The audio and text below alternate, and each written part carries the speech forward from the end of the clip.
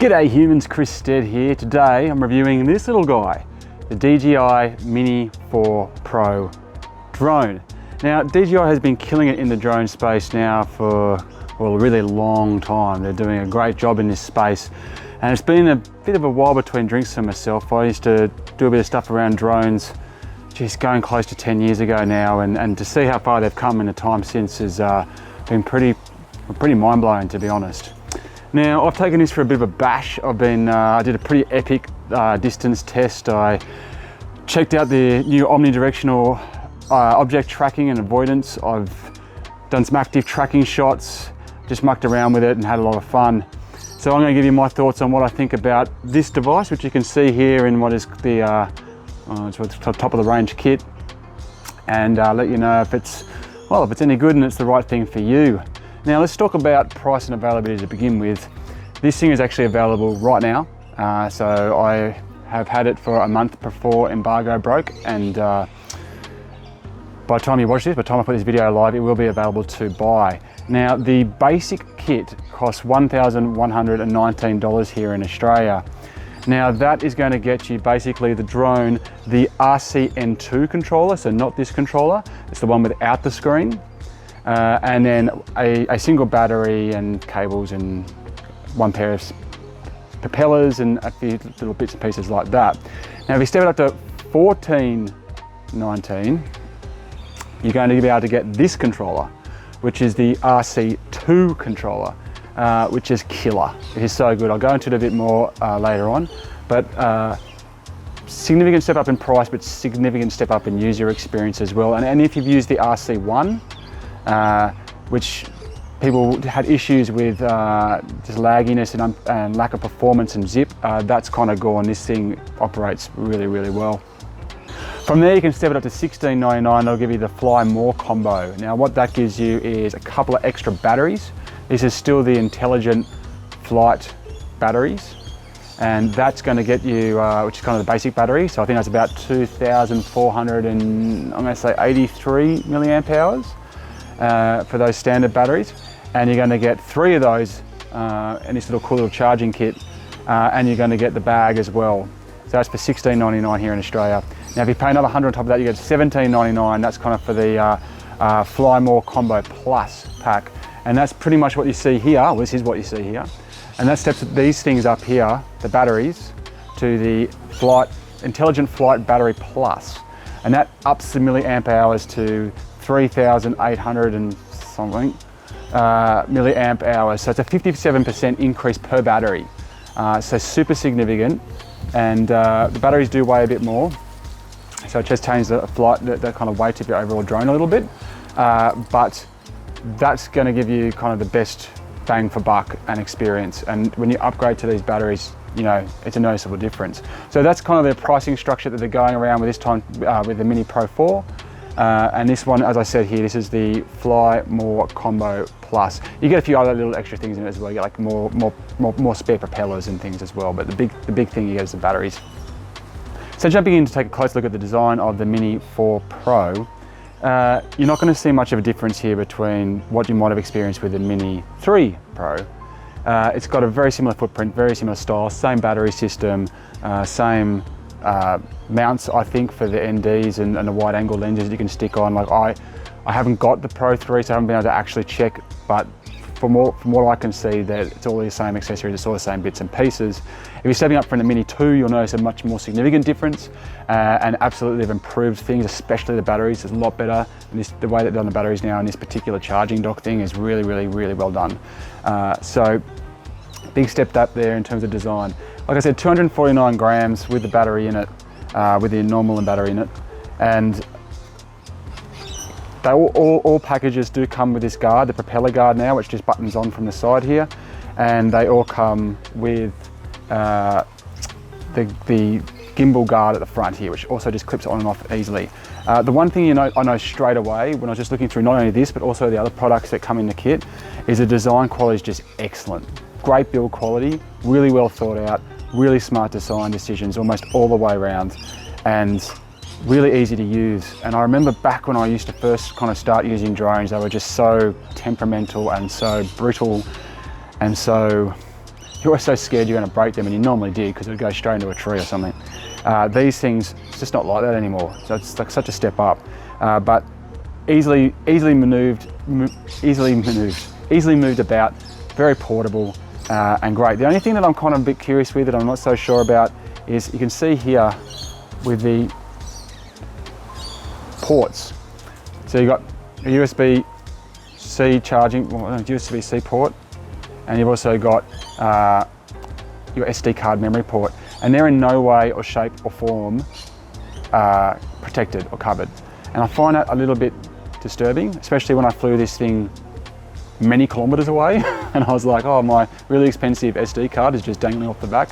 But I was thinking more about just like dust and wind. This is obviously a very exposed device, and so I'm kind of surprised that there isn't something over these just to give them that protection from the elements, which is where they're going to spend a lot of time, especially if you have an issue somewhere along the line, or lose reception or signal or whatever, and it goes down into something that's wet or into dirt, something like that. So that's kind of my only weird design curiosity.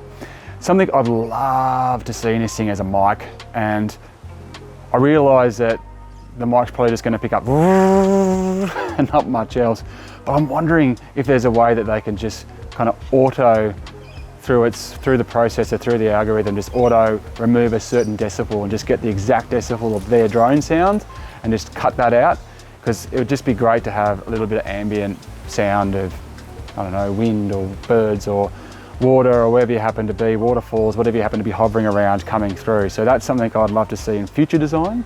But otherwise, this thing's just really, really well done. And as you can probably see, a few more sensors, which I'll go into in a little bit.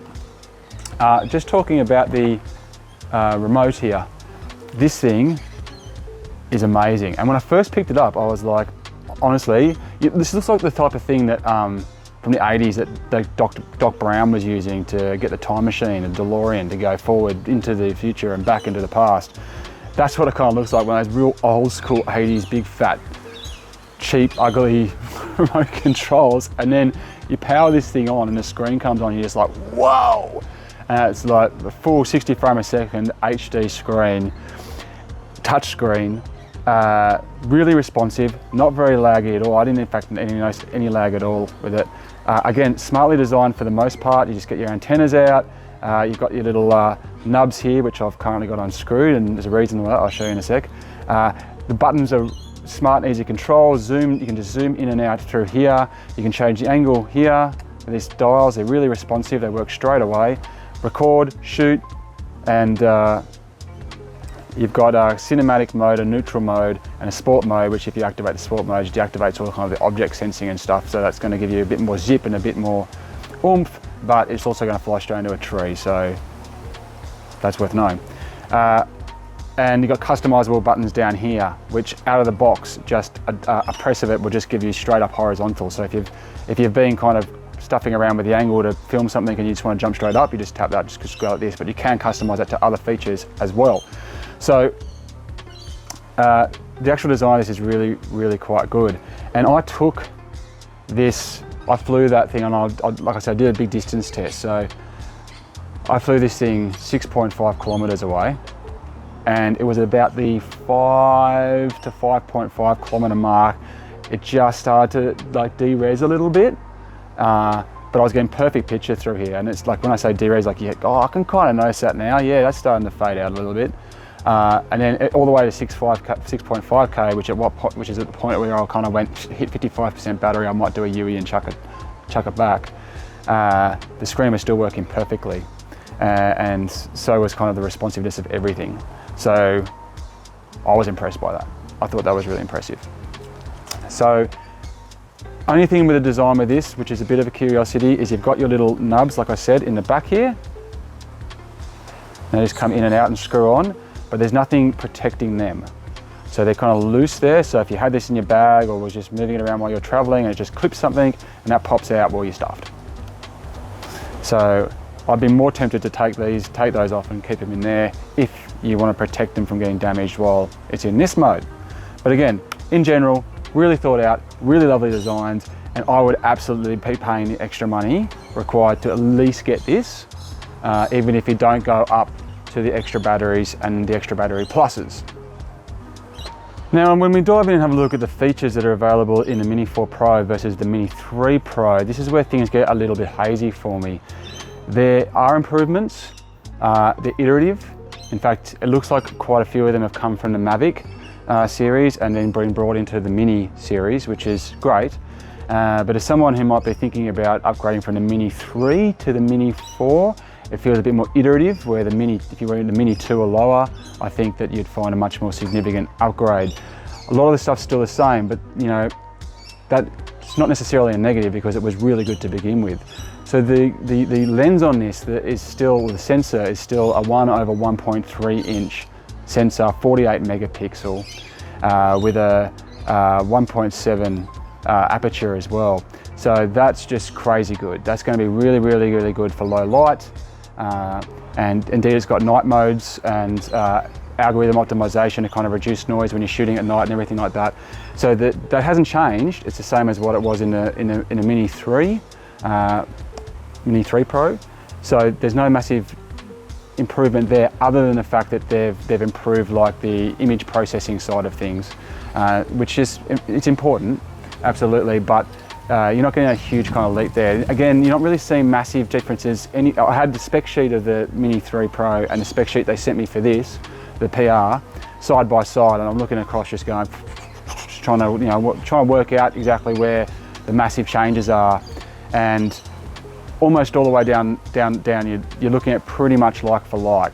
So there's no change to the batteries, there's no change to that side of things, or tilt angles, or field of view, or like I said, the sensor and everything like that. It's still really good. It was really good to begin with, but it hasn't like changed dramatically in that sense, except for in a couple of places. So one of the big changes you kind of get with the video side of things is you can now shoot in slow-mo, 4K, up to 100 frames a second, up to 4K. You couldn't do that in the Mini 3. I believe it was 1080 for slow-mo. So that's slow-mo in 4K now. So that's huge. That's a decent step up. So that's one of the kind of key improvements you're seeing there. You can also now record in the HDR friendly modes up to 60 frames a second. I think in the Mini 3 it was just 30 frames a second. So now if you want to be able to add HDR in, because you do it in post, you can now do that to 60 frames a second. So a minor leap, but definitely not one to be discounted. But the big change here is going to be in your your object detection. So this is now omnidirectional. It was tri-directional in the Mini 3. It's now omnidirectional, so you're getting full 360 degrees of shots. You can see some extra sensors down the bottom here. So it's got, mostly got a lot of vertical sensing is vastly improved, up, sideways, everywhere. Now, obviously this has an impact across all your shooting modes. All your intelligent flight modes are all better now because it can see more that's going on around it.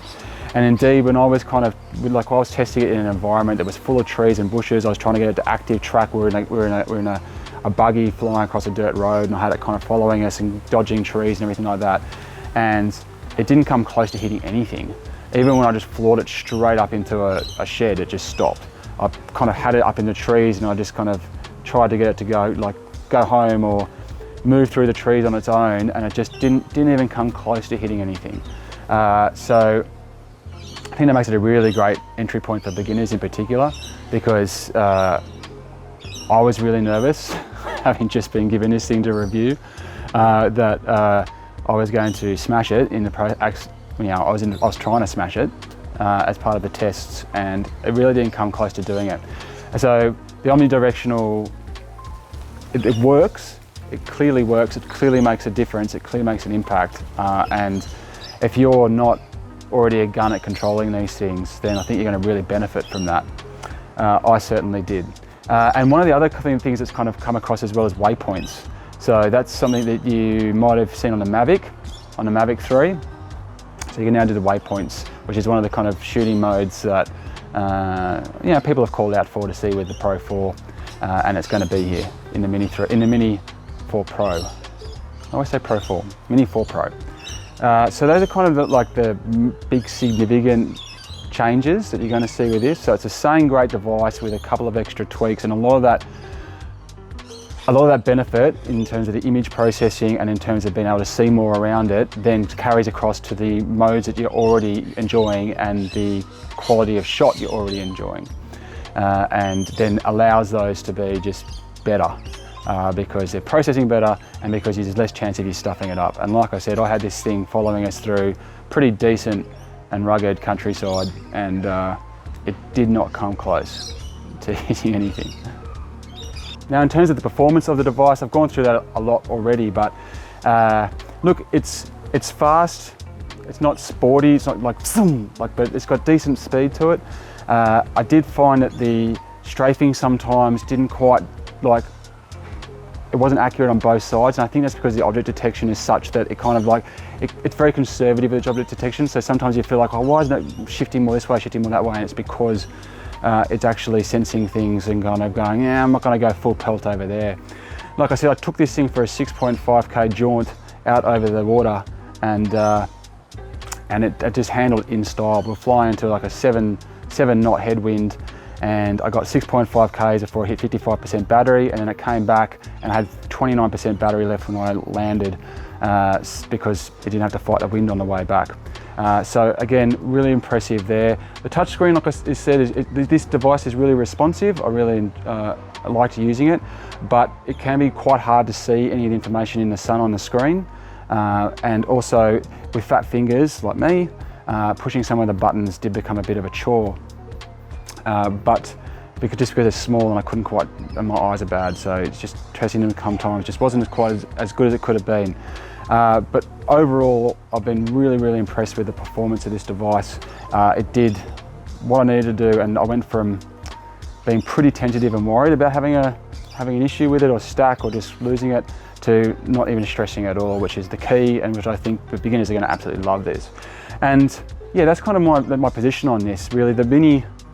If you've got the Mini 3 already and you're really comfortable driving it and you're used to it, upgrading to the Mini 4 is probably not going to be really worth it for you, because you're probably not going to get the value of that omnidirectional support unless you want to shoot in slow-mo and get a bit of the image processing stuff. If you're upgrading from anywhere else, or if you're just coming in for the first time, highly recommend it. The omnidirectional stuff makes it safe as houses. It performs really well. This kit in particular is excellent and good value for money, because those batteries do definitely get you a longer distance. And the whole entire experience just feels secure and safe and well built and enjoyable, and the low light capabilities also give it all the flexibility, I think, as well. So anyway, those are my thoughts on the DJI Mini 4 Pro drone. It's excellent. Thanks very much for watching, guys. Make sure to check out my other videos. I'm going to put that distance test up on YouTube as well, so subscribe and you will see that when it comes up. Until next time, check you later.